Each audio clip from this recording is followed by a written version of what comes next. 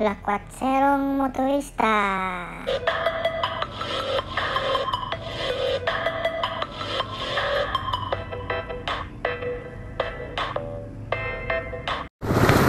Hello mga Coops, it's me again, Lakwatserong motorista. So yun na nga. So dito pa rin tayo sa province sa kabakasyon, dito sa may Santiago City, Isabela. Ngayon medyo gumanda yung panahon ngayon kasi laging umuulan dito sa malamig. So eto nga, may sipon pa ako ngayon eh. Pupunta tayo ngayon dito sa may Magat Dam, sa may Ramon Isabela, boundary ng Ifugao sa Isabela, dito sa may Magat Dam. So titignan na natin kung anong updated ngayon sa Magat Dam, kung may mga bago ba o ano po, kasi matagal na ako pupunta dyan sa Magat Dam na yan eh. So malapit lang siya, siguro mga 20 to 30 minutes nandun na tayo sa Magat Dam. So ngayon dito pa rin tayo sa may Isabela, Santiago. So update ko ulit kayo mamaya mga ka-oops pag malapit na tayo doon sa Magat Dam. So tayo sa may Magat Dam. So yun na, it takes 10 minutes sa pagpasok kanina. So welcome to Magat Dam. So pagket na tayo. Okay, yan na tayo.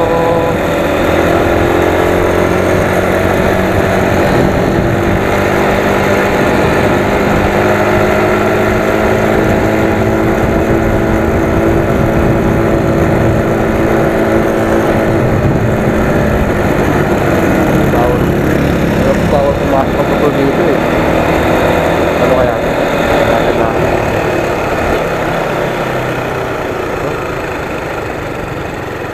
Ano pumasok mo dito? Ano natin?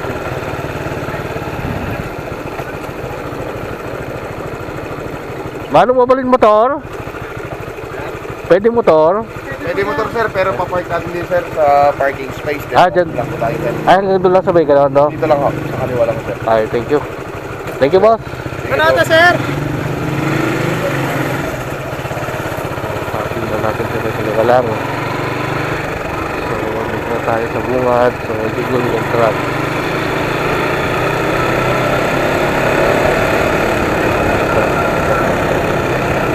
Tourist parking area. Dito tayo. So, maputik. So, natin kung saan tayo mag-park. Mga motor. Dito tayo. Pwede na dito. Ha? Please subscribe and hit the notification bell. Pakishare na rin please.